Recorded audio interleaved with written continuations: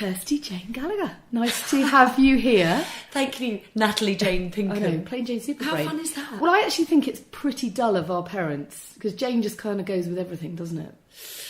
Got to be careful. Some people might like their name Jane.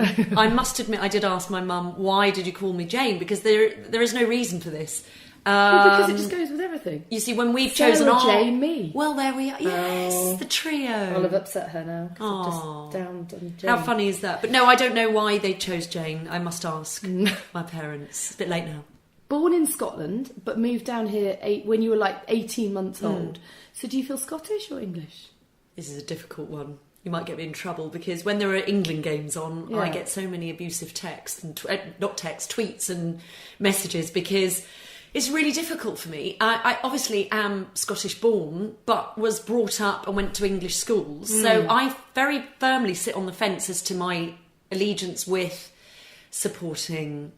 I'm an England supporter, really. Yeah. It's difficult for me, because as I say, I was brought up down here.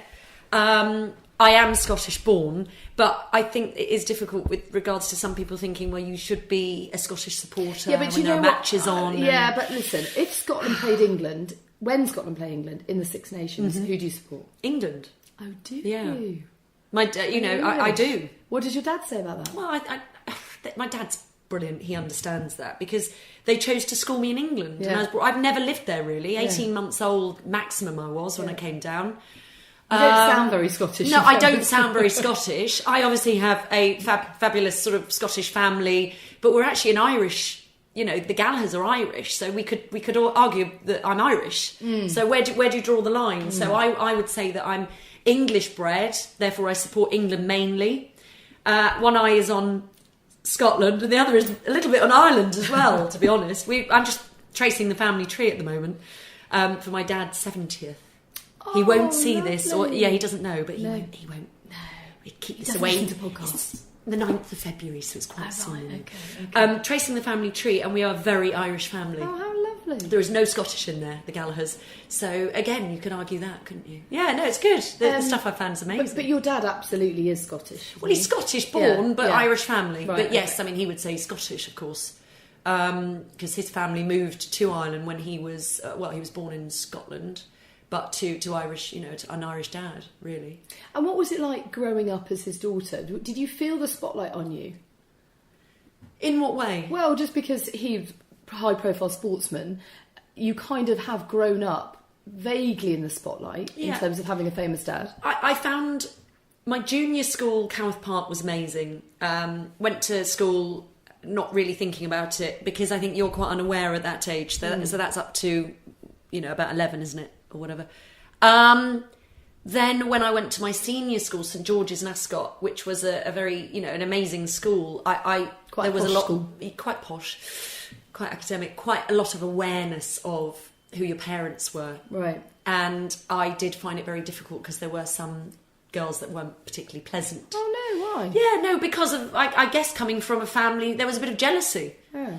And I was very sporty, and it was like, sporty daughter of... Yeah. And there was a bit of jealousy. You know what girls can be like, sadly, sometimes. So I found school quite difficult sometimes in that way.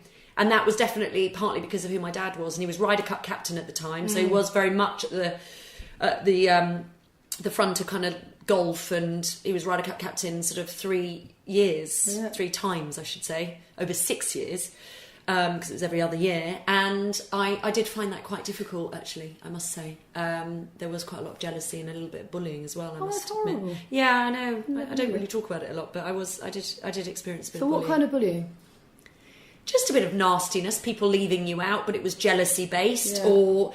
I used to find, and I don't know, did you ever have that thing? We were all girls, yeah, you were. I was at mixed school, and then all girls, and then back to mixed for the sixth form. There was this new thing that came in, which was like a girl crush thing. Oh, yeah. Do you remember that? Yeah. But I took it the wrong way, and I used to think it was a nasty thing, but apparently it was very flattering. Yeah. But I was quite a naive, very innocent young girl. Yeah. All I cared about was doing really well at school. I was deputy head day girl. I was sports captain. All I really cared about was just focusing on that. I was quite geeky, actually. Yeah. How things changed, as you know. And I would kind of like find girl stuff in my lockers and stuff, and it'd be like, oh, she likes you. And I'm like, what?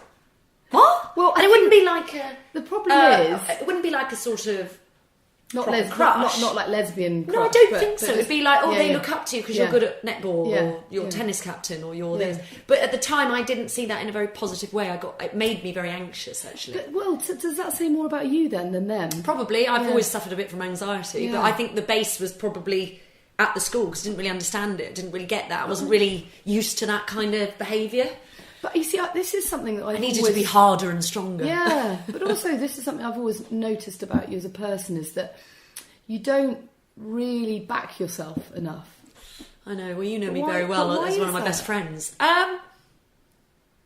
So he went all the way back to school days. Yeah, I think it probably does. Why didn't you say, well, I'm great at netball and I'm academic? And I don't know. I wasn't brought up... My parents didn't bring me up to feel... And I'm not saying they've done anything wrong, but I think maybe my parents didn't want me to be... Or didn't feel that it was appropriate bringing up the children in that kind of...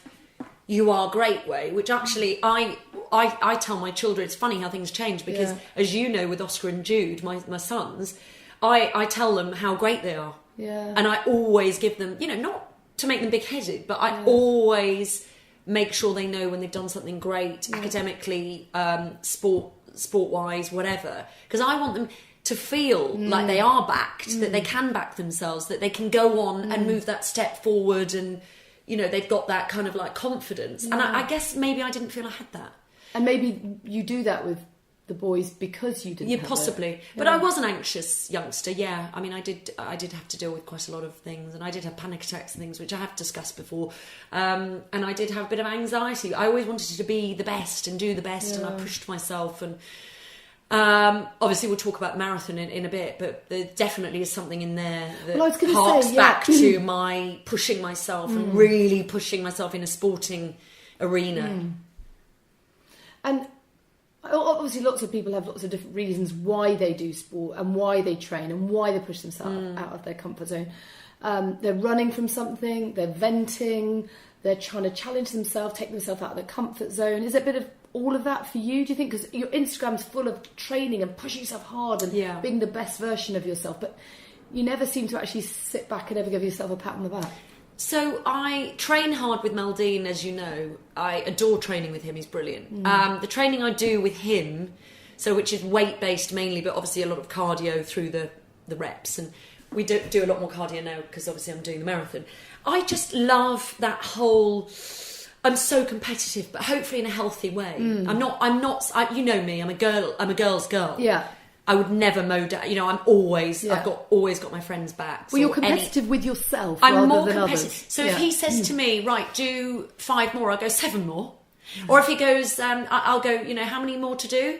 And I'm doing my reps, and he'll go, just give me 5 more. I'll think, no. He wants me to do more, and I will do more. And it's so funny because he knows that I'll always go higher than lower. I won't go, oh no, I'm not doing that, Mel.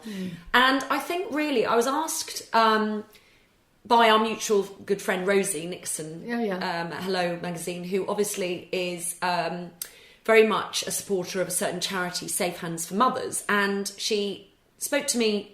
And you, didn't she? We went to that amazing eye-opening screening of Hibo Wadare's film that she's made about female genital mutilation, which is horrific and still sadly happening in the world. And anyway, I spoke to Rosie, and she champions this fantastic charity, which I'll tell you about more in a minute. You know about it. And she just said, would anyone like to do the marathon? I'd like someone to do it for... Safe Hands for Mothers. Yeah.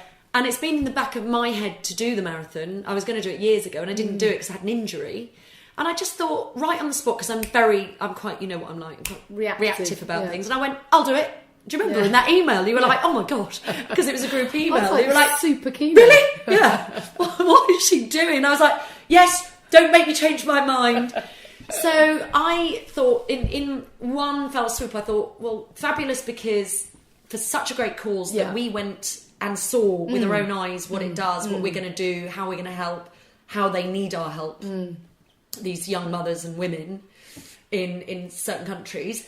And also I thought it's a great challenge for myself, now I'm freelance work-wise, I can balance it, and it can just be part of my exercise regime. I've always wanted to do more running, because I'm not a long-distance runner. Again, that's a new thing for me, because I'm more a sprinter and a kind of dynamic trainer. Yeah. And I think it'd be really good for me to change it up a bit. And it's what can be bad about it? And I just thought, it's a couple of months of my life.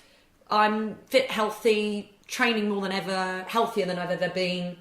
And I just thought, this is the time to do it. And it felt right. My gut, which I use all the time now, said, yeah, this is the right time. And I probably am competing with myself. I mean, at the moment, I'm really pushing myself because it's really hard work. And I've come into you today with my knees are creaking. And how many weeks training has it been so far?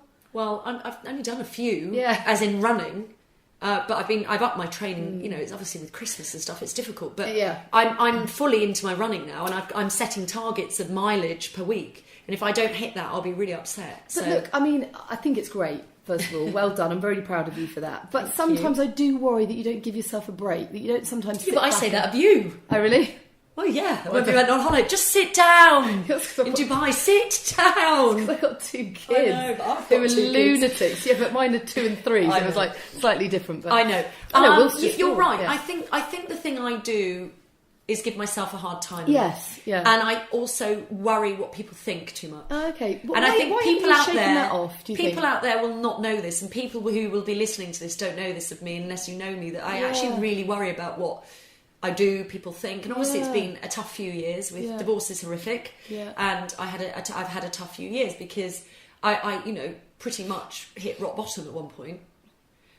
In the way of, you know, my grief, my trauma through, you know, for my children, and losing relationship, whether that's right or wrong. Yeah. It is a horrific time, and I'm no different to any other woman. I'm no different to anybody that's been through trauma, divorce, loss of somebody or people, or I can't imagine losing, you know, touch with children. God. I mean, I nearly lost my father, as you know, 5 years ago with that cardiac arrest. That was, and I'm pretty sure that has been compounded into my stress levels the last few years. Having gone through that, he lived, which was pretty miraculously, and then I got divorced, and I think that my poor body and brain and everything's just gone through this kind of like So now is time to kind of nurture, and you're right, it's nurture, look after myself, do different things, which is really why I also decided to leave Sky last year and go freelance, because I want to be my own boss again. I want to be there for the kids more. I was getting home late at night, and I loved my time at Sky. It was the best. But I felt I did my time there. I did everything I wanted to achieve. So it wasn't a prison sentence. Well, no. I did my time. Yeah, no, that sounds terrible. I loved my time. You know No, what I I mean? know, I mean, I I was know. there for nearly 20 years. I know. And I think the thing with me is I love change. And that's my other big... Yeah, well, it's like I would say that's an attribute, actually. It's a shot in the arm, isn't it? Because you think actually I need a new challenge, a new direction. Well, yeah, and that's what I'm doing now with this marathon, and I've got these very exciting projects coming up.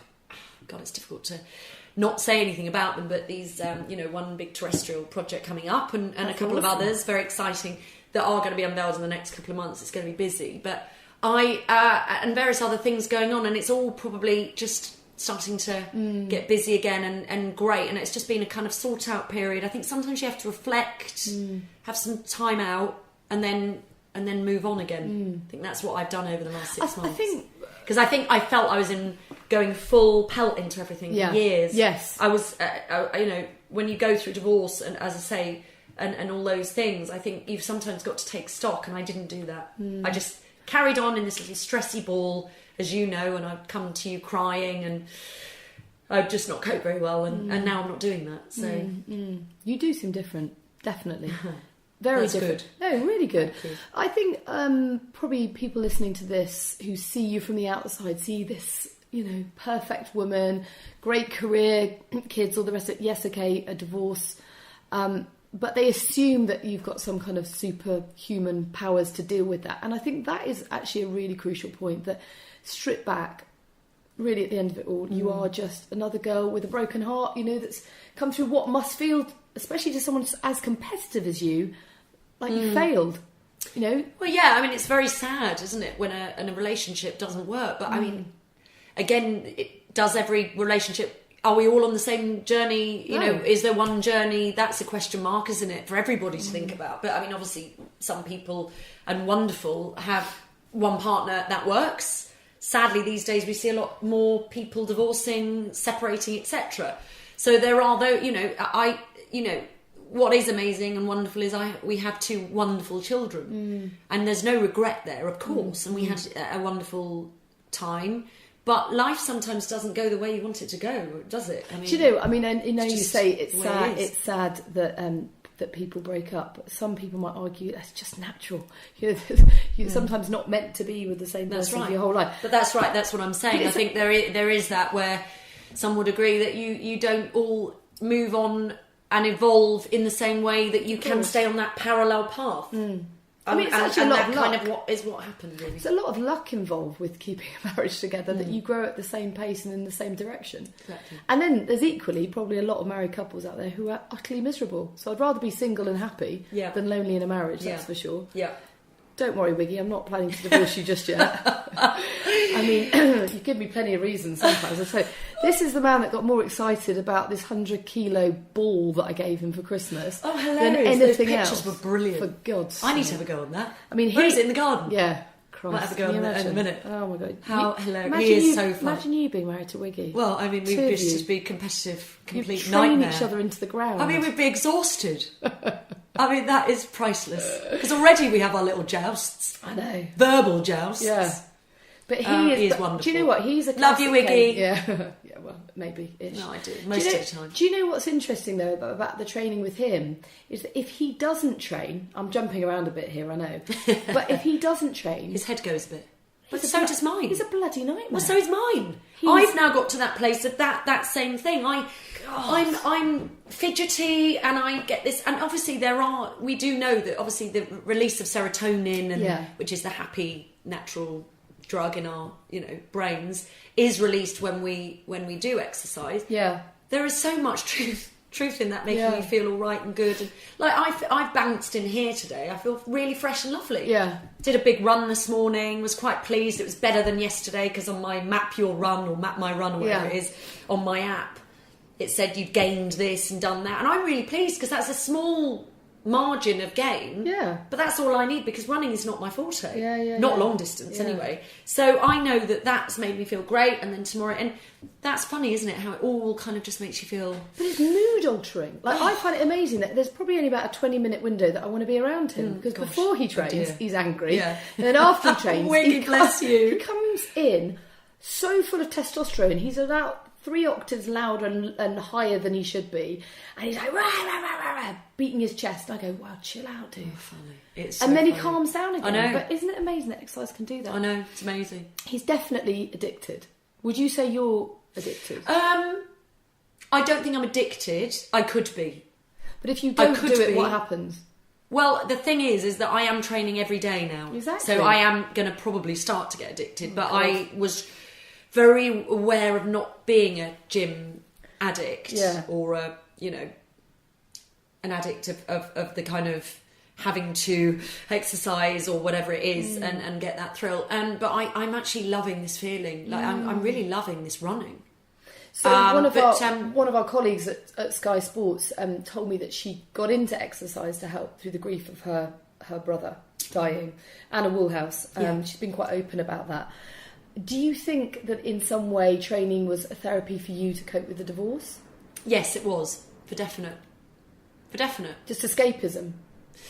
It all happened at the right time. I was introduced to Meldine through Rio, Ferdinand and Gabby, Logan. Yeah. Obviously, you're both close to me. And they just said to me, both of them, went, you will really like Meldine and you need to train with him because he really wants to train you and you'll find it interesting. It's kind of what you want to do, your next kind of level of training, really. That was after Strictly Come Dancing, where, God, I was just so stressed with that because that was all around the divorce.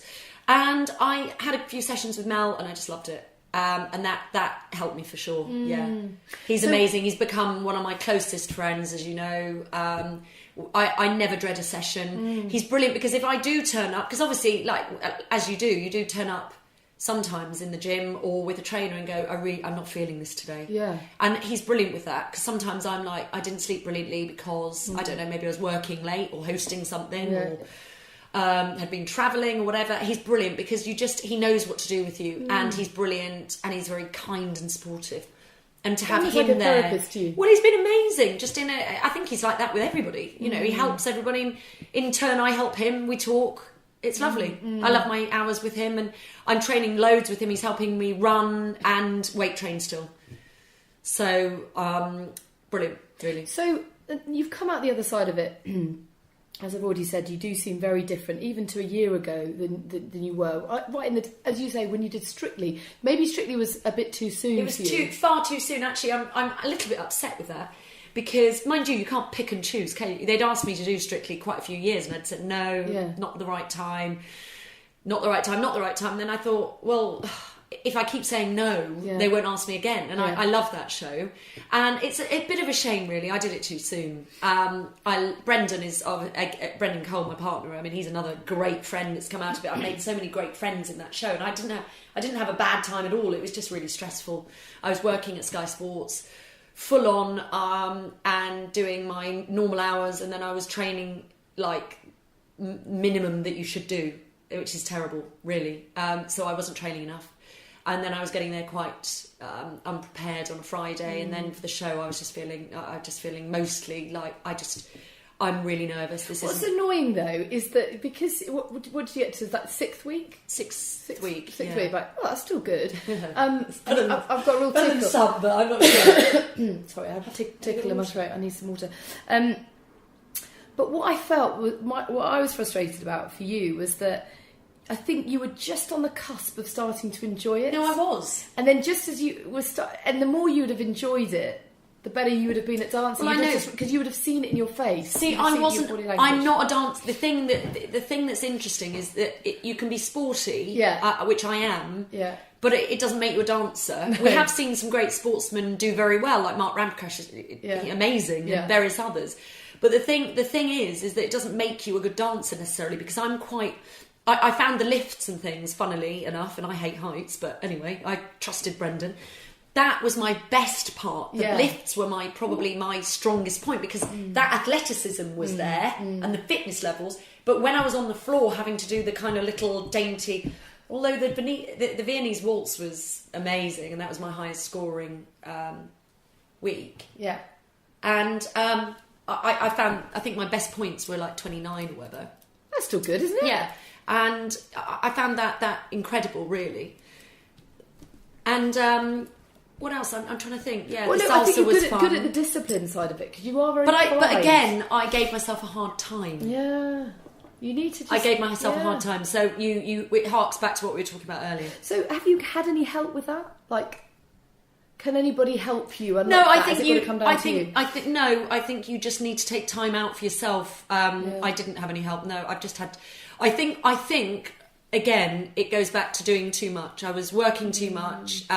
When I was at Sky Sports, I was dealing with too much. I was very stressed after the divorce, and I was dealing with, being trying to be a great mum, everything, keep it all going, coming home late at night from work, pushing myself too much, and I think I didn't cope.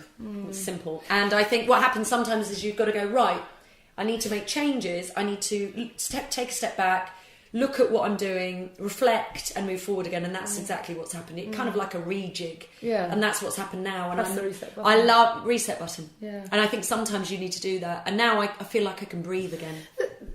Whereas I couldn't breathe about a year or 18 months ago. I just couldn't. I felt like I was just not coping, really. So. No, it's interesting. I mean, the trouble is, and I think this is the case for a lot of working mums, no matter what you do in life, is we put so much bloody pressure on ourselves. And actually, that's it. What we do is we push ourselves because we think that that's ambition. And it's not necessarily ambition. Bloody hell, I'm constantly riddled with guilt, because I just think I don't know what is too many races to do in F1. Well, I know, because I've talked to you about not travelling, you not going, and I'm trying to say, well, the kids will be fine. But I do understand. Yeah. I mean, I don't travel that much with work, but I mean, I feel terrible when I go away for more than a couple of days. It does. I feel like it's selfish, even though I'm actually working for my children. Yeah. You know, and I think the thing is that a lot of parents will feel the same, and I have so much empathy with those parents that really, you know, they maybe have 2 jobs or you know, and are just trying to make ends meet. And that's very difficult. And then how do you Life's cope hard with... now, you know? It's stressful. Yeah.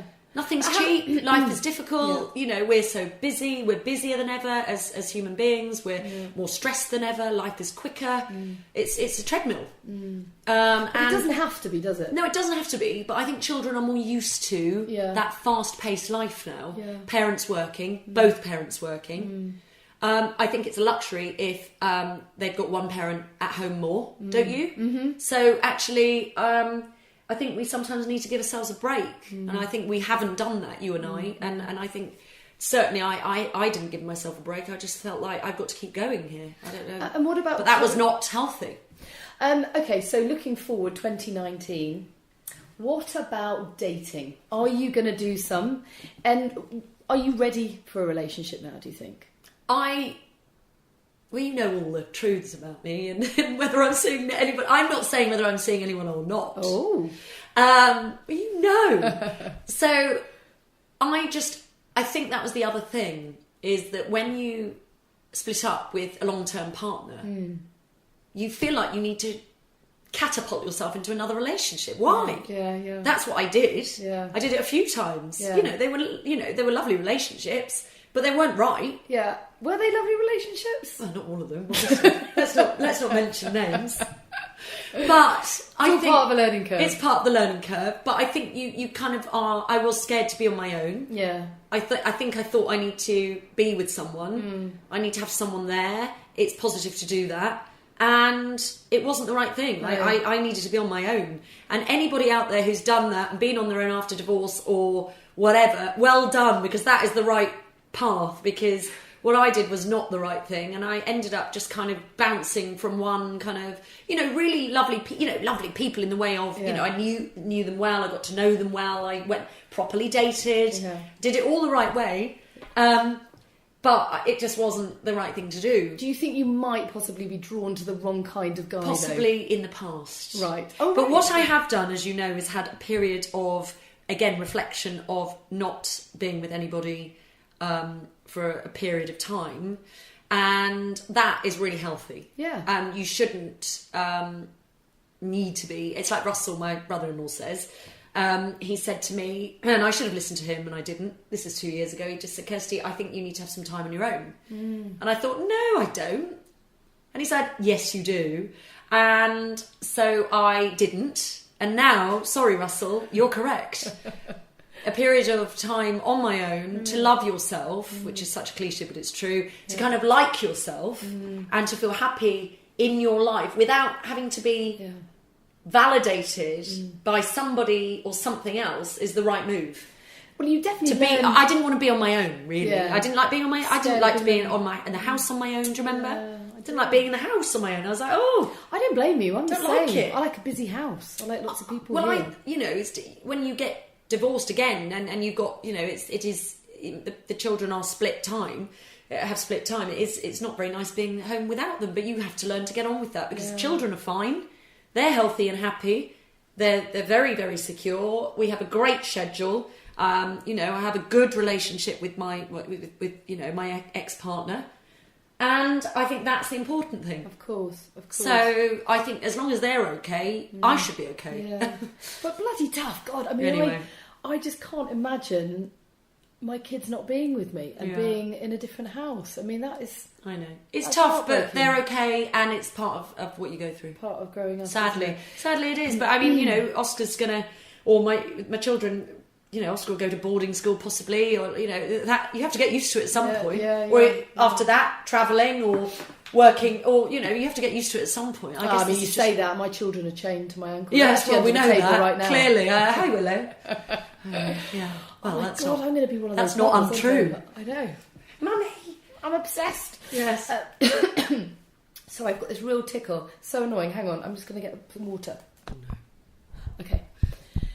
So I'm sure there'll be plenty of people listening who have gone through similar stories, circumstances, journeys as you. What advice would you give to successful co-parenting? Wow. Oh gosh, there are so many things I could say. For me, it would be communication, good communication, where you're coming from the same place and you're on the same page, so the kids know what's going on, they're not confused, because there's enough confusion going on, of course, and there's enough heartache, sadness, anger in the children at times, probably through, you just want to minimise that as much as possible. Make sure that you are, as I say, on the same page. And also I would say that you are positive about each other as parents. And you do have that with Paul, don't you? Yeah, you must be positive to the children. When you're talking about the other parent, positivity and respect. That is so important for children to hear. There's not negativity, even though you might be going through hell, and having your own arguments, you and your former partner.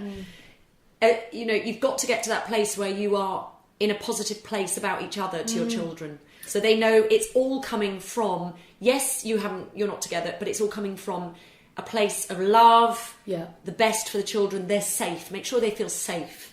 And obviously it is excruciatingly sore and painful, the whole thing. And I know many people listening to this will understand that, and I will never get over it, that whole experience, but you just have to make it easier for each other. And listen, there are also, of course, attributes too, not attributes, but you've got to think positively, that you bring different experiences when you're in different places and different partners. So it's not always negative. No. Different journeys, different insights, different things to do. So hopefully children also can learn and grow in different ways from having parents that are not in the same place with the same person. We can't be negative always, can we? Like we've discussed already. I mean, is it the right thing to be one partner? I don't think it always works. No, I don't. Because sometimes, as we know, some children would like their parents they think, actually, I'd prefer them to divorce. Yeah. Why would you want to hear arguing? Why would you hear negativity about another? Better for people to sometimes just get on with it, separate and live harmoniously in that kind of co-parenting, separated scenario. So no, communication and positivity and respect for each other is probably what I'd say. There are so many other things I could say, but I'm not going to bore you with it. No, I find it fascinating. And my mum always says, and some of my listeners will know that my mum is a barrister specialising she's wonderful, in child welfare and family law. And she will always say, she'll try and remind her clients, she'll say, look, at one point you loved him, at one point you loved her. No, that's enough right. to have a child together. I mean, some might say you don't need love for that, but the point is, at one point you were drawn enough to each other, so just try and bottle that feeling and use think it about for the children. Yeah. Absolutely. And I've spoken, of course, to your mum before, and she's a wonderful woman, Joy, and absolutely right in that. And I think that's very, very true. Yeah. Let's talk a bit more about your career. My God, your CV is pretty varied, isn't it? I mean, you look at Sky Sports News, Rise. I forgot you did Rise. Breakfast show. I've done probably every type of show, like morning, lunchtime, evening. When do you perform best? What time of day? Are you a night bird or a lark? Are you an owl or a lark? Do you know, I've thought about this before and never actually come to a conclusion. I don't particularly feel wonderful getting up at 3 a.m. I mean, SJ, obviously, our very good friend, gets up at very early in the morning. I think with children, it's tough. I don't think it's particularly healthy for me. Maybe because I do a lot of sport and fitness, and I need to sleep. So probably early morning. Rise, I did 8-9 months. No children then, obviously. I was a bit younger. I found it hard because I wasn't feeling fresh and perky. So probably I'm more of a day to evening, early evening programme person. Interviewing is my absolute favourite thing to do, which I am now looking at a few different formats on, which is very exciting. And obviously I'm used to interviewing, like you are, a lot of sports men and women, and that is my favourite thing.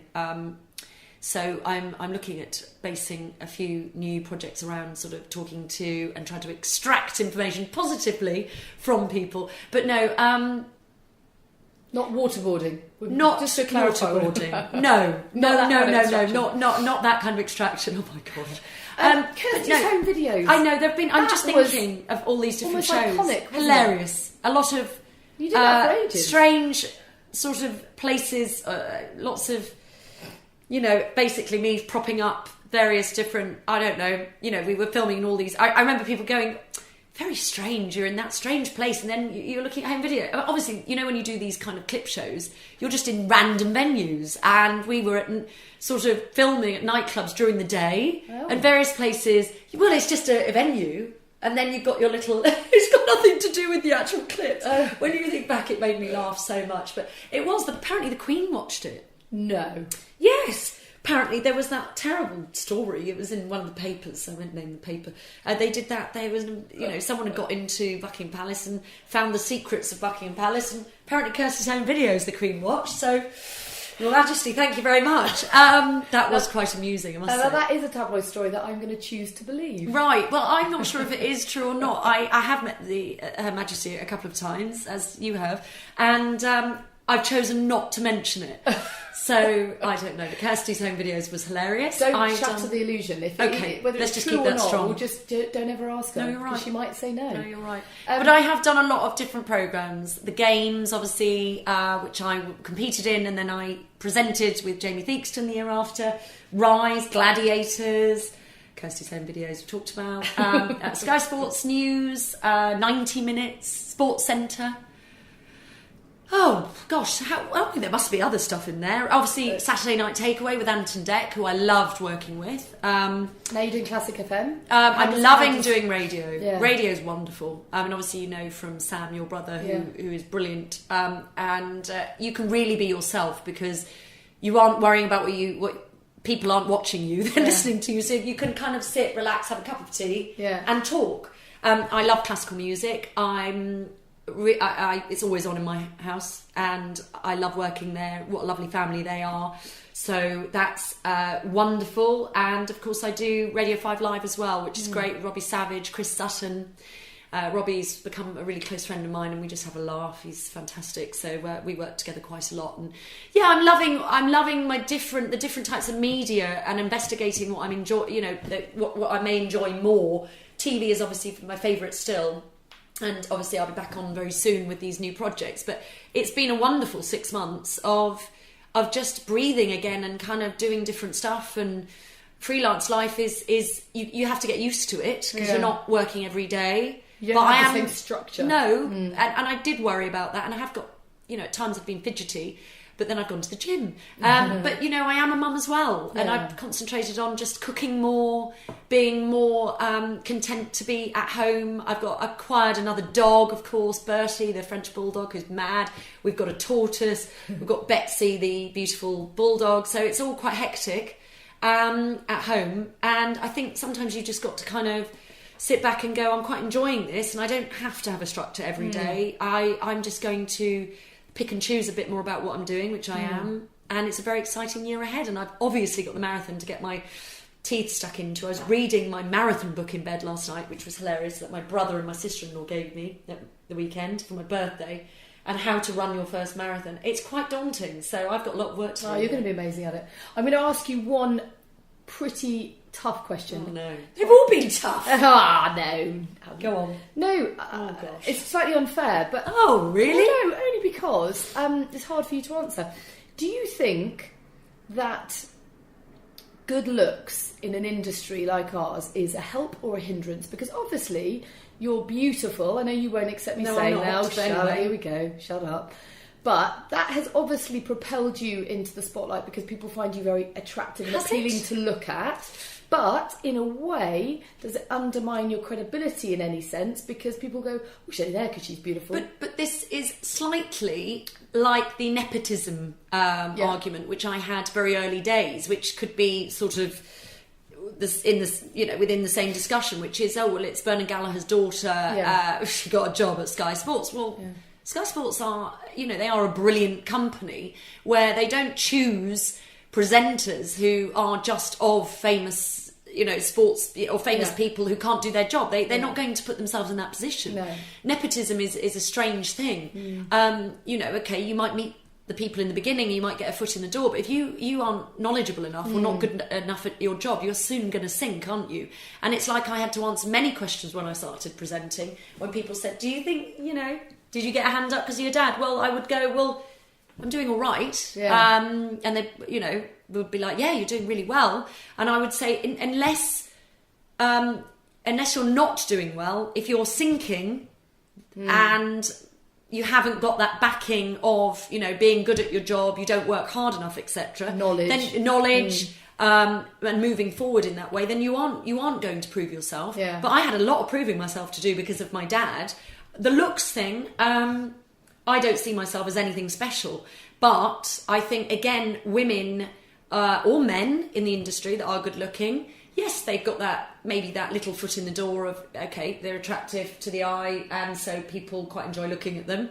Unless they are good, you are actually more in the line of fire, I would say. Well, that's what I was going to say. Do you feel that you have to prove yourself more and that you deserve to be there, you have a right to be there?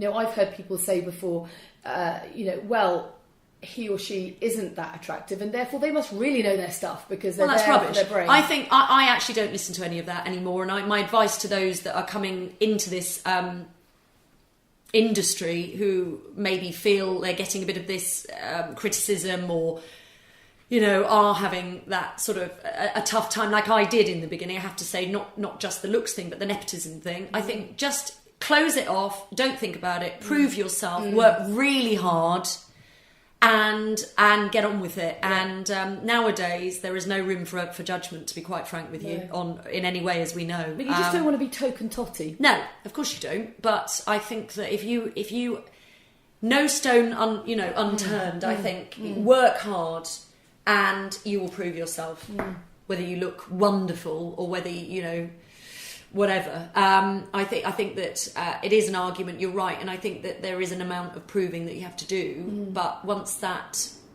you come through that, I think you answer those critics, those people that are sort of tweeting you, and don't look at all that rubbish as well. Yeah. I never look at any of it. Yeah, I've learned to look at no comments because mostly it's rubbish. Sorry. Shall we finish there? Okay. Your final point before you leave to go for your next marathon training session. What have you got to prove to yourself this year? What is going to be a defining moment for you? What is left to achieve, unfulfilled ambitions? Obviously, the marathon's up next, but the rest of the year, if I can wave a magic wand and we're sitting here in 365 days' and this is to do with work. Anything. This year will be fulfilling myself with passion projects, mainly. I'm freelance, so I'm now doing things I want to do. I obviously loved being at Sky Sports, and what I'm saying is that era's finished, and so therefore I've chosen to take a different path now because I wanted to do different things. I wanted to balance my life differently. I wanted to spend more time with my children. I want to go and watch them in their matches on a Wednesday afternoon, as well as a Saturday morning and a Sunday morning. I want to do the marathon. I want to challenge myself. And I want to work really hard and choose and pick and choose. And I want to have time to pick and choose. But I do want to reflect more. I do want to sit back more, relax more, not be so anxious about things, which is happening and all good. And just a bit more, what's the word really? Meditative in a way about life. Because I'm 43. And you can't live your life in that kind of stressy bubble anymore. You've been through stuff. You need to kind of go and say, okay, that was tough. Now I'm all right. And if you can conquer that, you can move to the next stage and hopefully help others as well and impart some wisdom.